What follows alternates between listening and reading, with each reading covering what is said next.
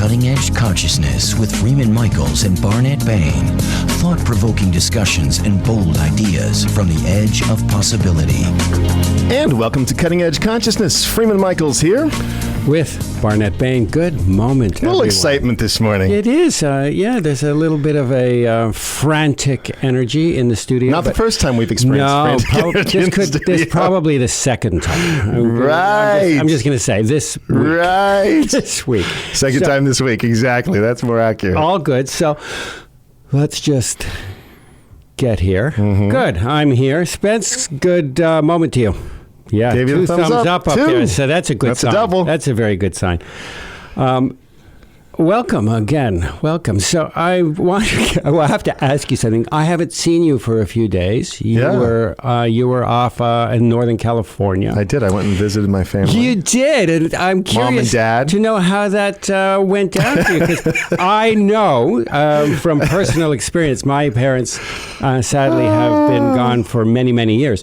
But I can remember, even as an adult, going to visit my parents, and there would always be something within the first nanosecond that would trigger me back into absolutely instant regression, somewhere between 3 and late adolescence. Yeah. So how was that for you? It was it's good. I see you're wearing your short pants. It was like that. It's interesting. I had this moment where I longed to connect with my parents from where I am as an adult. I don't necessarily know how to do that. In moments I feel like we've had more profound connections.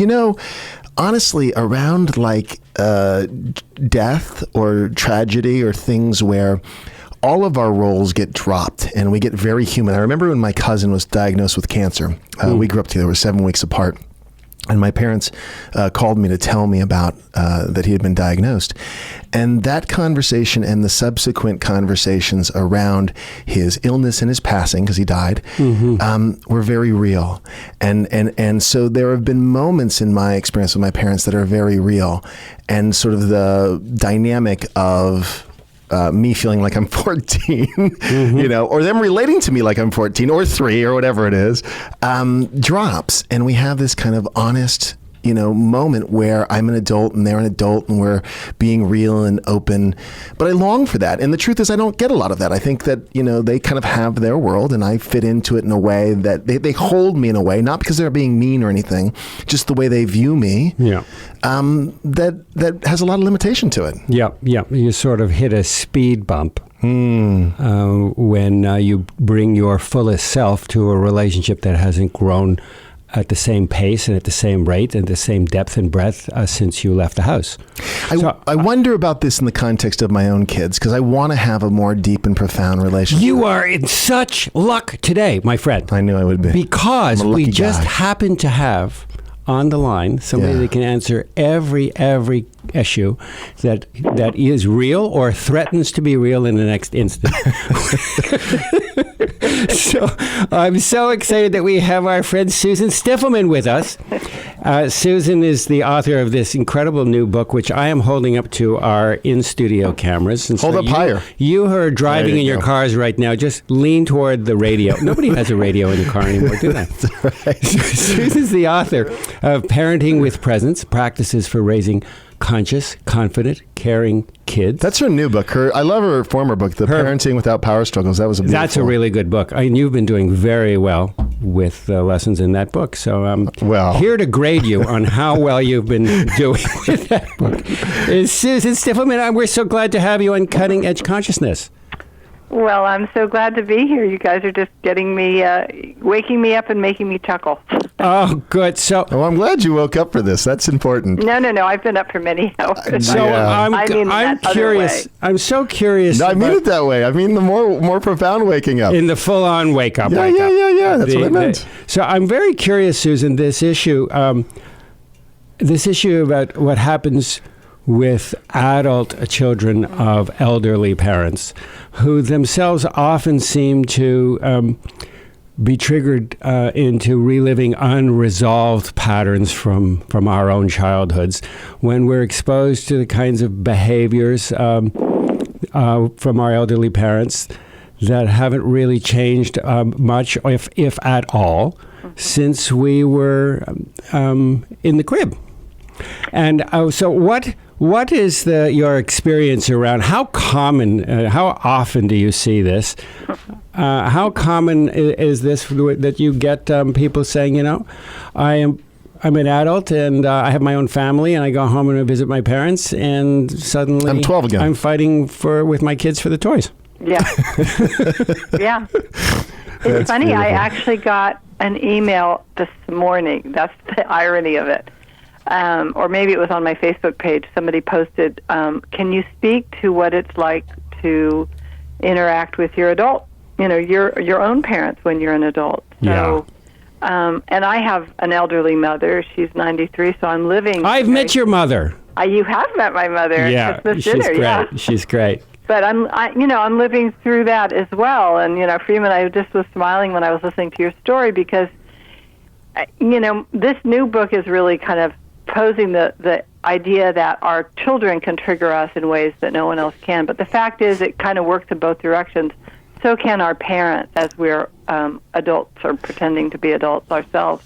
And from both directions, we can get these opportunities unique to those particular two relationships that we move, in either case, back into our own childhood. We move back into feeling like we're 5 or 14, whether it's our kids, being sulky and ignoring us, and suddenly we feel like we're being ignored, on the playground, or it's our parents sort of not seeing us in the fullness of who we are and feeling invisible and having all that old stuff triggered up again.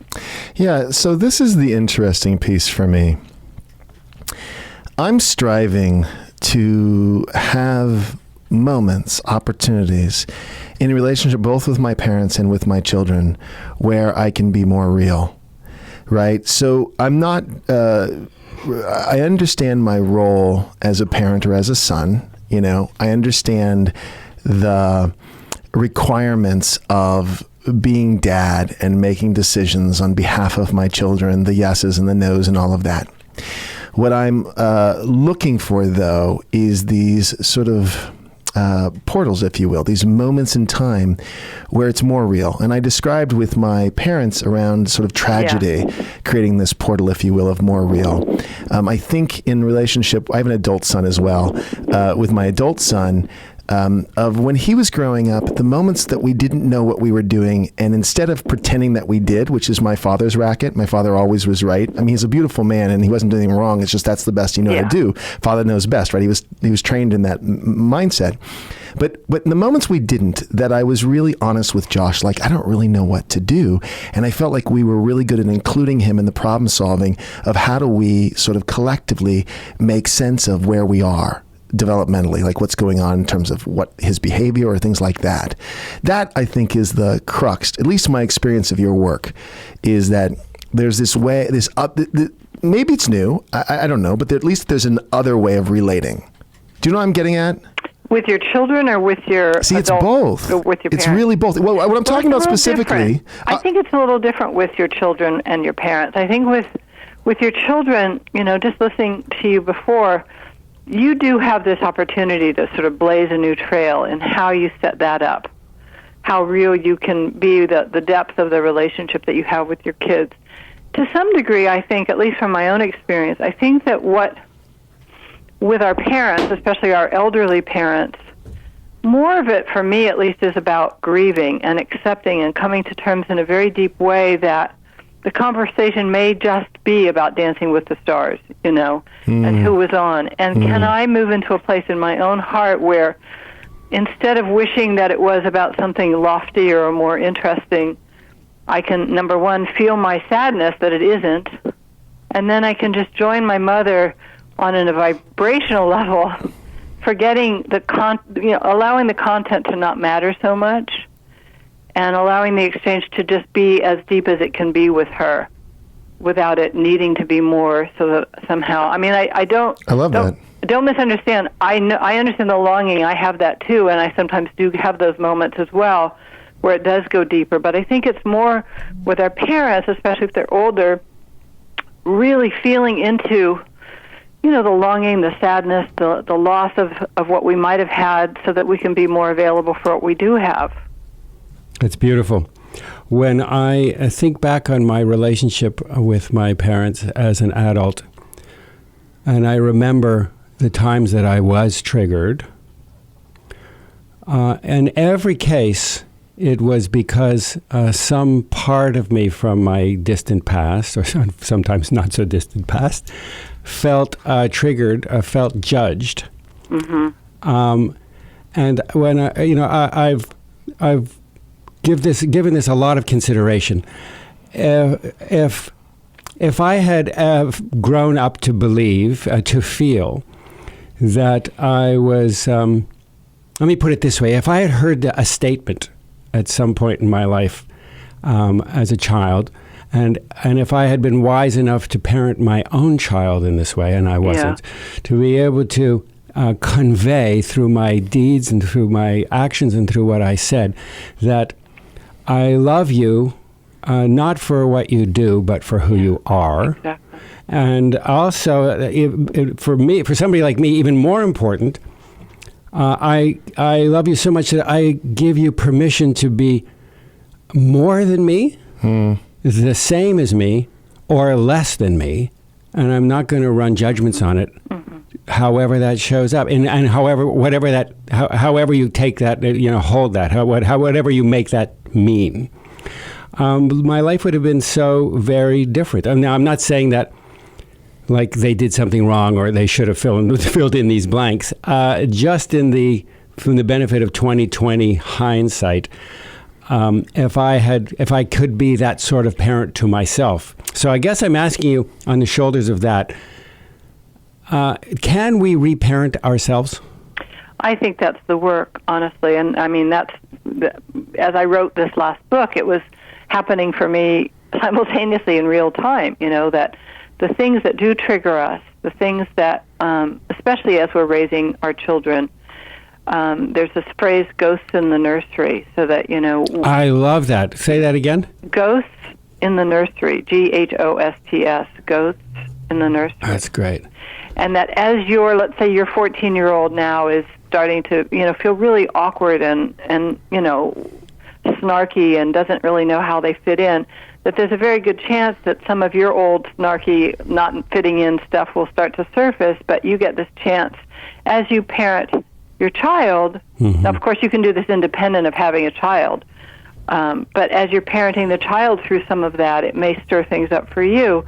And even separate from all that, I have had people read my books that don't have kids because there is this process whereby we, use the word judging, but I think it has to do with just feeling this longing to be seen, loved, cherished, and accepted just as we are. Mm-hmm.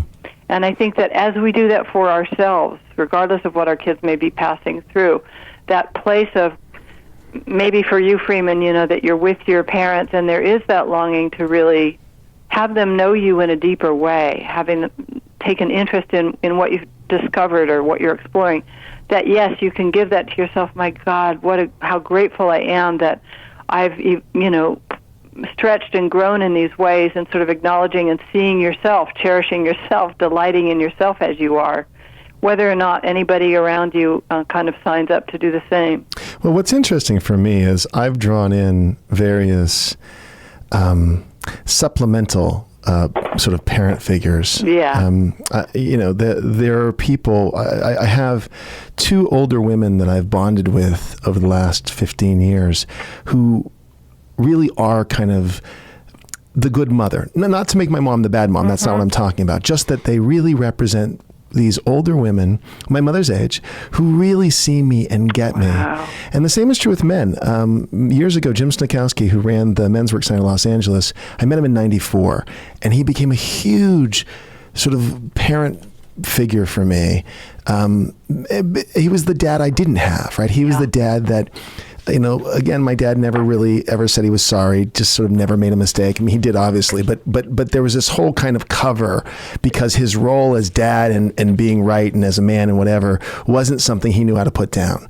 So it's okay. He's a good human being. I mean, I love him, but Jim was so real with me, and I felt this father that I never had. I mean, I did in the sense of this man came into my life and represented what I might have wanted. Does that make sense? I think it's a really good point that you're making, because we all do have that need for that. And that's one of the things that I talk about a lot, is that we're missing out on the opportunity to adopt surrogate parents and grandparents, both for ourselves and our kids. I mean, my mother's in an assisted living place, and I have these two women in particular that are in their 80s and 90s who are so dear to me now, who are, so that very thing you're talking about, we do need that, and there are people ready and able and willing and interested. It just may not be the biological person that we, And it's almost like it can't be. I just know, for example, with Joshua, my adult son, that we had a friend of ours who's a therapist, a male therapist. We actually hired him because we needed him to play that role. Joshua needed, and I remember we were all sitting around one time socially, and he said something to Josh, and Josh was like, "Wow." And I had said the same thing like a half dozen times, but he couldn't hear it from me, right? Well, hang on one second, because like a good parent, sometimes I will tell you no, and that's because I love you. And so we're going to put the clutch in on this and take a break. And when we come back, we're going to finish our lunch. All right, stay with us. We'll be right back.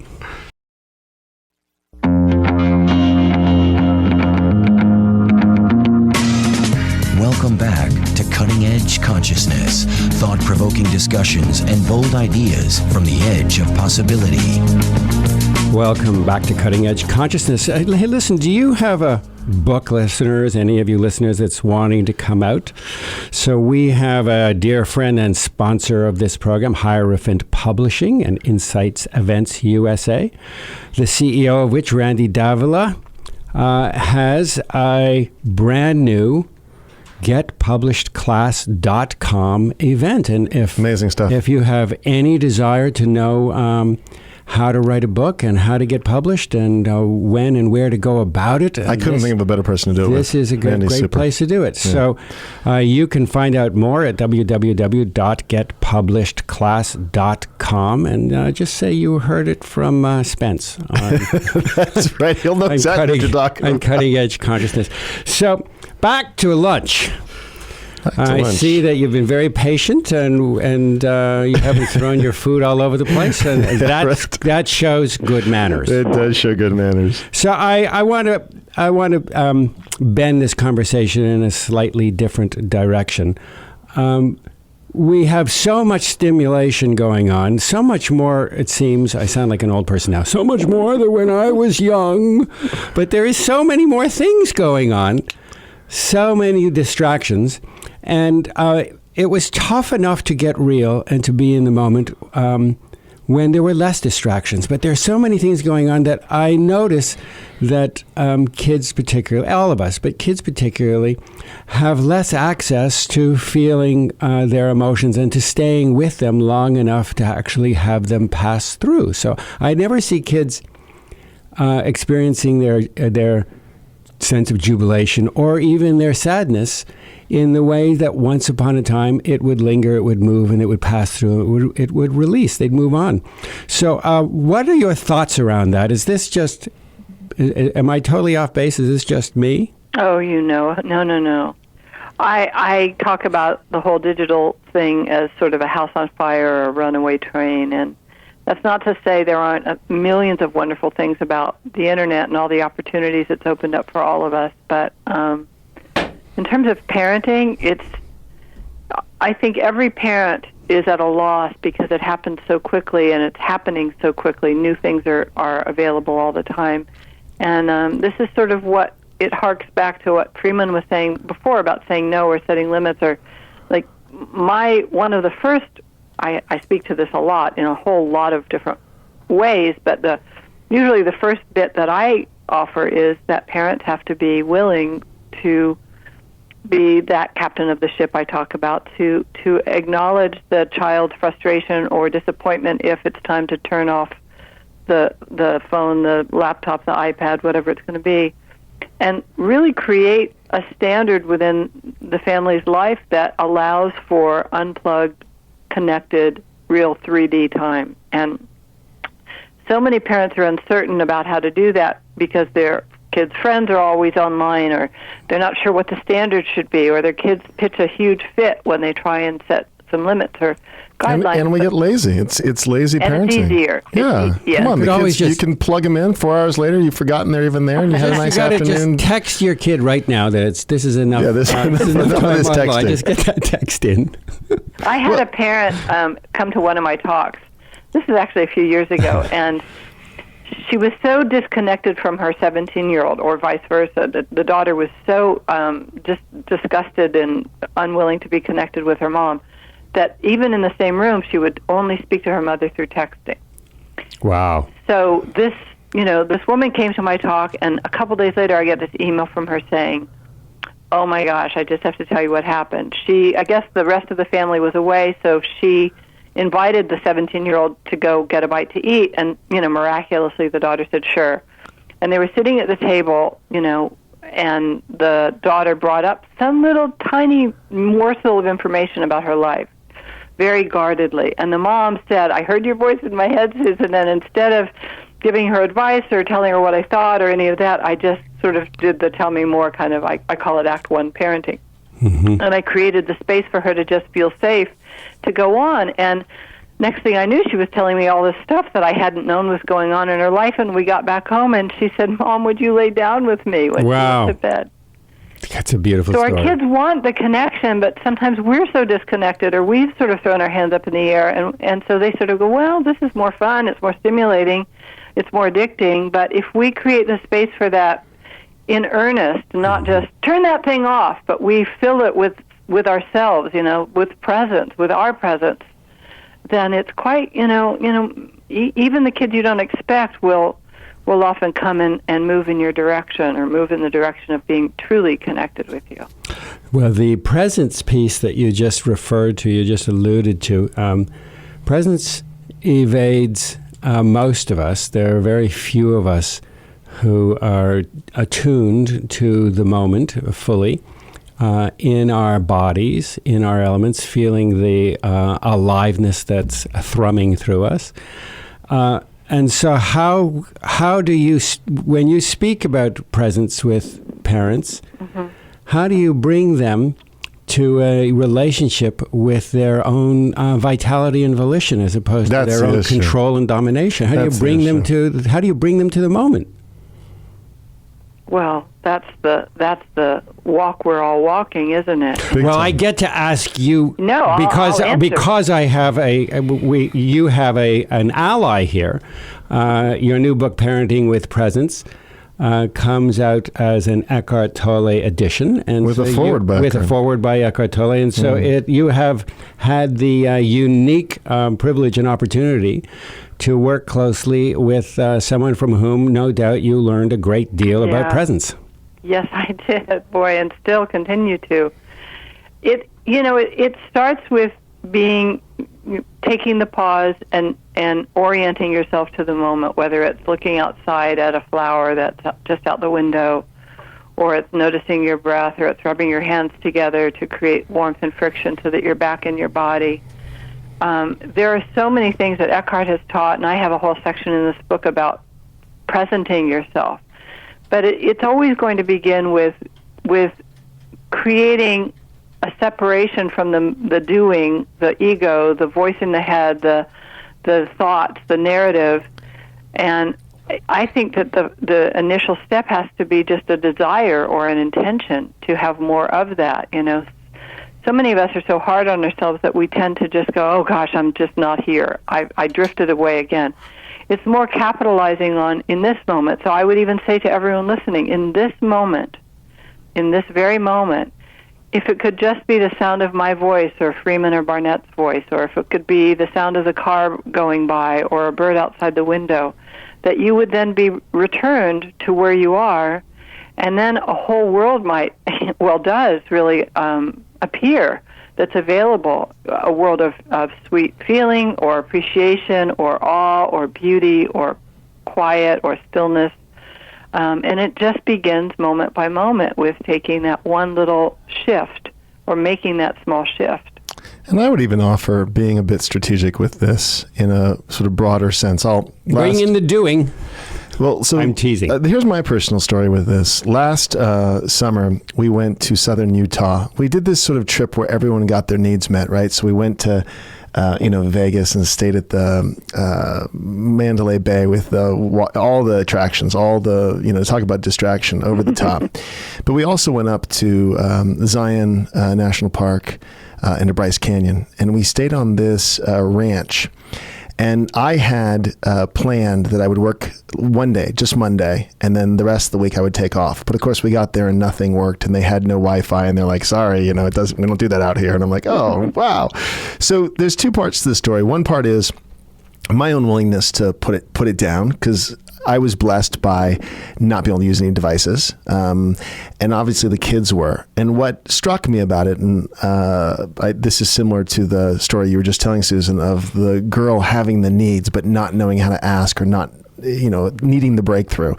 My kids had the greatest week, and there was nothing to do. They would walk this little lake, and they'd take this dog they found, and they'd go pet the horses, or they'd go get, eggs from the chickens. And they had the most delightful time.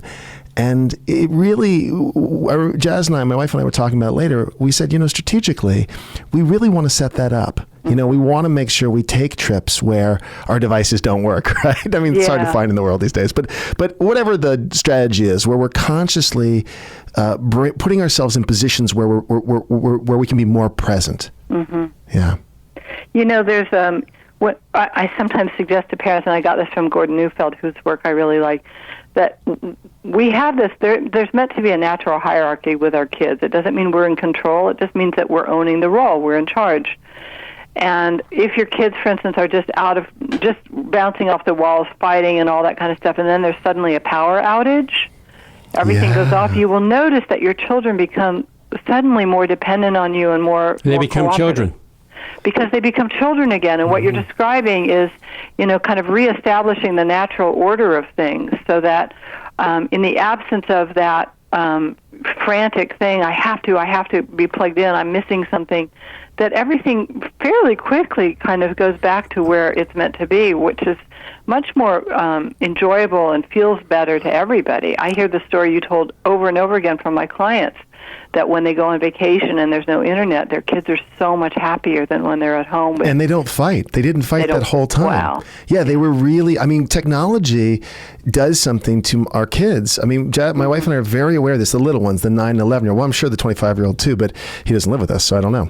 But the point is that when the technology gets them into this kind of franticness, this disorganized space, and they're short, and it's almost like, whose kid is this when they come out of it? It takes us out of the body. So Totally. we go into into thought land. It's also, these games are stressful. They are stressful, but they are anxiety producing. Yes. There's no somatic connection. So while there are beauties and bounties around technology, there is also this flip side that we're already very separated from our embodiment, and that takes us, it doubles down. It's a virtual world of a virtual world. I wrote this book really in a short amount of time, and had lots of other things happening around then too. By the end of the year, I was really tired. So I ended up taking about almost 4 weeks off, unplugged. And it was scary, and it was difficult at first. But as the weeks went on, I was playing the banjo again, and I was doing gardening and all kinds of tap dancing. things. Tap dancing. Yeah, tap dancing and playing the banjo. Music. Just, cooking more. I was happy. There was just this level of joy and happiness in the day-to-day experience of just being a human being that I realized I had missed out on. And so I have really brought a lot of that into my life now, even though I'm super busy. That I, for instance, have mostly a digital Sabbath, on the weekend. That's a great piece of language. So something just arose that is a great piece of language in your speaking just now, and it occurred to me a thought that has occurred for the very, very first time, as you laughed, recalling the banjo playing and tap dancing sabbatical. I have never, ever experienced or heard or witnessed someone laughing in their as a result of their relationship to a digital device. It is a humorless environment. There is sometimes comedy. I mean, sometimes you can get delivered clips that are comedic, but there is no humor that's experienced in the body that bubbles up in the way that we just saw evidence of from you. Yeah. I'm going to extend this out a little bit too. I'm going to go back to my point about being a bit strategic. So recently, Barnett, you know this, I had a business meeting up in Northern California, and I scheduled it in the woods, as it were. Mm-hmm. I scheduled that we would go on a hike. Oh, come on. That means your time's up. Wow, we're having a live radio moment. Wow, we really are. Was that call for me? No. Did I win something? I didn't win anything? I was on Coach's show. And if that's my pizzas. Mother, I'm in real trouble. See if we still have that. See if we still have that deal with the pizza guys. Giving out free pizzas. The first caller. You were in the woods. Oh, well, no, I scheduled the meeting in the woods. And what I loved about the meeting in the woods is what came out of it couldn't have occurred in my mind had we, met in a formal setting. Let's go to a hotel and we'll meet in the bar or something like this. It was such a organic, beautiful place. So again, I'm going to offer, and that was a strategic thing. I wanted to connect. That was my primary intention. Yeah, we had business to do. I get it. But what was primary for me was the connection, right? And so there's this way where, again, we don't want to make it wrong and I think, Susan, you were saying this, like we get there's benefit to it. It's fine. It's part of our lives. It's not going away. Right. But we can get strategic and, again, find these ways to have the presence moments. Yeah. Yeah. Well said. So speaking of presence, what presently... Very clever, Barnett. You like that? I learned that square dancing. It's a little do-si-do thing. What presently are you presenting? There's, of course, the book, and there are talks, and there are places that our listeners can key into your whereabouts and tune into what you're up to. And we invite you to share some of that with us. Oh, my gosh. There's so many sweet, wonderful things happening around this book. The book comes out, well, it's really pretty much out, but officially in all the bookstores and all that on the 14th of April. And I'm going to be doing a live telecast on that day at 12:30 with Alanis Morissette, because she's a fan of the book and the work that I've been doing and has offered to be helpful. So Fabulous. We're going to be talking about the ideas. You're going to play your banjo? No banjo, but maybe she'll sing.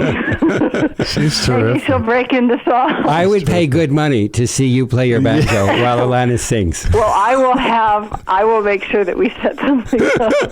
It'll be a little while. I have to practice something. And I'll tap dance, during the chorus. That actually is going to be a windfall for some charity. That's the package. Yeah, that's a package. But so we're doing that, and then I'm doing some live courses. So my SusanStiffelman.com website has all the live upcoming events. There's actually, it looks like I'm going to be doing a 3-part series webinar with Byron Katie on parenting and the work. She's a wonderful friend of this show. I know, and her work is just so incredible. So there's a lot of sort of programs. My direction is both in doing the live speaking events, but trying to reach parents around the world with digital programs and live teleclasses so that nobody has to get a babysitter, and in some cases parents can sort of consume or learn at 10:30 at night when the kids are hopefully in bed. When they're in bed, jacked up on sugar. Yeah, or sneaking under the covers with their iPads. Exactly. With their devices.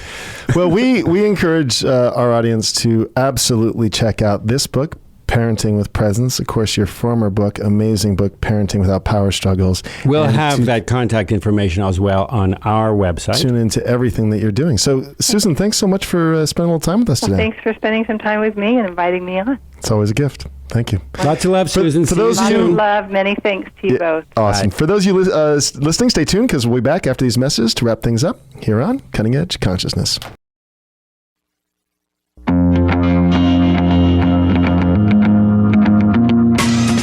Welcome back to Cutting Edge Consciousness, thought-provoking discussions and bold ideas from the edge of possibility.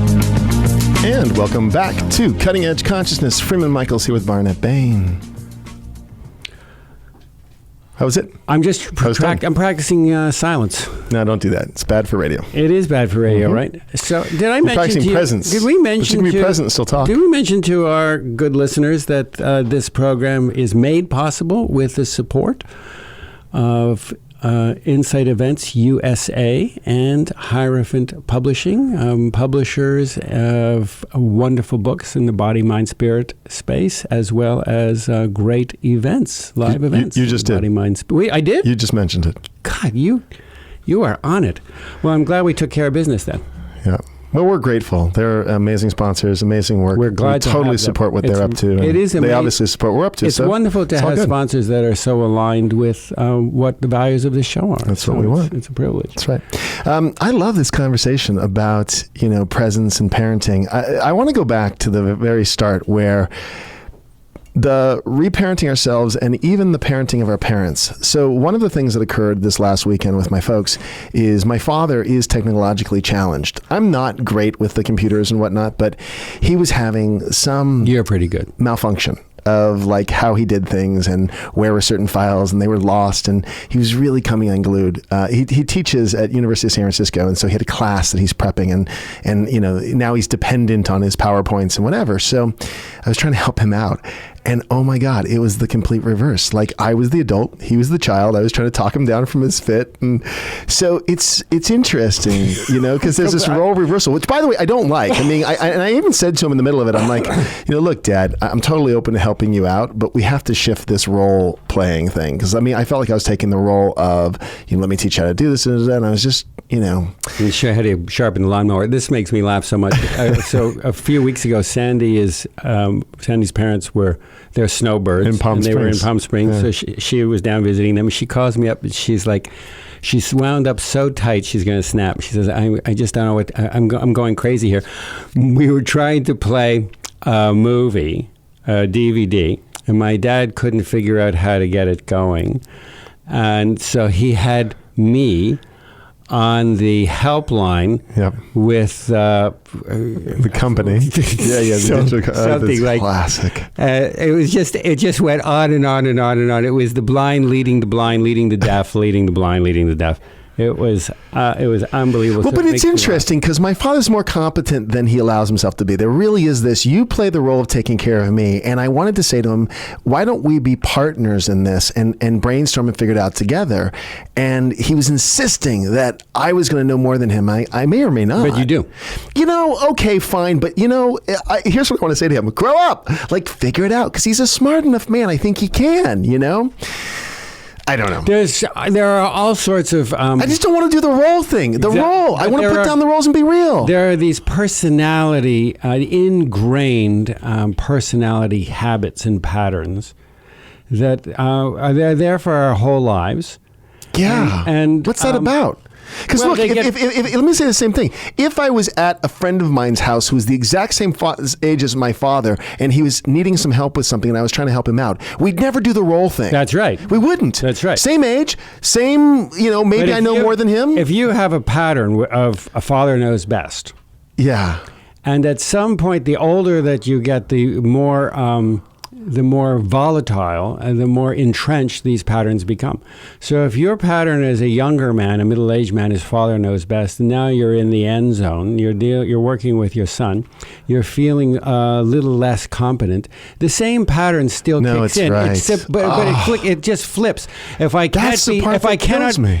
you're running the same pattern, there are two options. You can either be father knows best, or you can know father knows least. It's the same pattern. It is the same pattern. So, we become more of who we were unless we consciously intercede in that. So this is the second part of that is I don't want that with my kids. I don't want to be so entrenched in the roles that we can't be real. Because all I long for with my folks is real. And the moments that people die or something and we get real, I'm like, oh my God, I connected. We're going to become entrenched in more gracious... Even if we read Susan's book? Yeah, exactly. Susan's book might help. We might get a pass on the whole... But we're going to simply like growth rings on an oak tree. Right. We're going to expand out to a set of patterns inside of which there's more room for ourselves and our children to become more of who they can That's be. it. But there will be a growth edge. Yeah. And sooner or later, you will hit it. Yeah. And if we hit it with awareness, we can hit it before it smacks us. Yeah. We can hit it while it's a whisper and not a shout. Yeah. But you will hit it, and I suspect that when I know it's not a suspicion. I know that when I am triggered by dealing in relationship with somebody else, when I am triggered, it is always a sign, though I don't usually take it or act upon it, but it is always a sign if I slow down enough to read the signs that I am approaching my speed limit. And this is an opportunity for me to look closer at myself and do some inner work so that I can continue to proceed without hitting that bump. Yeah. And I think the sort of sadness that comes along just because of the fact that it's just par for the course. It's par for the course. We're not making it wrong.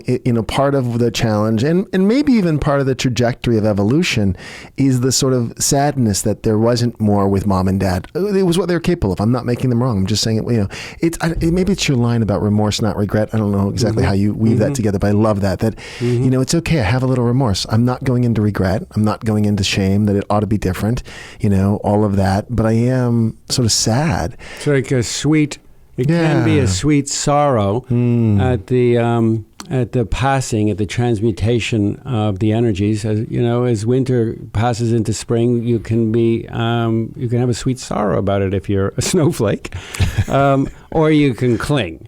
And, right. And that's a much rougher road. Totally. But nothing persists in its form. And I think that it is a symptom of being alive and human and a feeling, caring, compassionate, loving person that we have a sweet sorrow about the passing of the ages. I mean, my daughter went from being 5 and hanging on my leg to 27.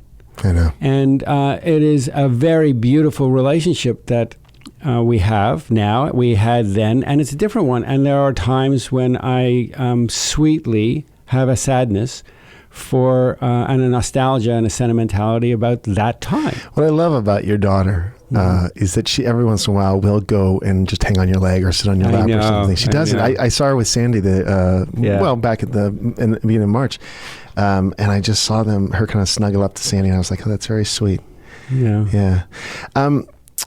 The other thing that we brought up in this conversation is that while the longing to meet my parents at that level doesn't always occur, these surrogate folks, these friends who I've attracted in that are kind of parenting figures, not in a role sense, but just that they match the age and they have the life experience, and there's things that are kind of points of reference that match up with my parents, but aren't my parents. And with them, I can have some of the sweetness I've always longed for in the relationship with my folks, It is very possible.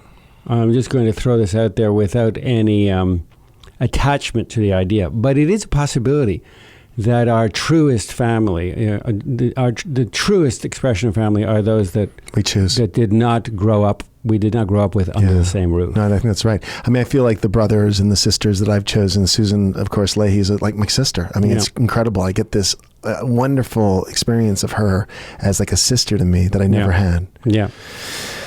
Yeah. So, hey, we have about 1 minute left. I'd love to do a catch up because I'd love to tell folks what you're up to. Your book's coming out in July. July 7th. So exciting. July 7th, the book of Doing and Being. And if anybody, thank you actually for bringing that up. If anyone would like to read a 20-page excerpt of it, advanced excerpt, you can. It's on my website, www.barnetbain.com. And Beautiful. Feel free to do it, and I hope you enjoy it. Yeah, it's exciting. I'm very excited about it. I mean, it's so interesting to me because you're also doing the Eckhart film, filming it later in the fall, Milton's Secret. But just the how many of these things weave together. I look at my own experience. I've got my own version of what we're talking about. And I love that we've drawn a community of people who are kind of on this ride with us. So many of our listeners chime in on Facebook. They chime in on comments on the YouTube channel or whatever. And so we've got this wonderful backdrop for all the work we're doing. It's like this giant context of what we're doing, and it all fits. I always have the feeling that the work we're doing is at one with the values and the work that the community is doing. Truly. It's all in degrees and percentages, but we in the community are one. There's only one thing that we're all about always. In the end, to me, every story is always a love story. And how do we're pulling back the veils so that we become artists of it. I love it.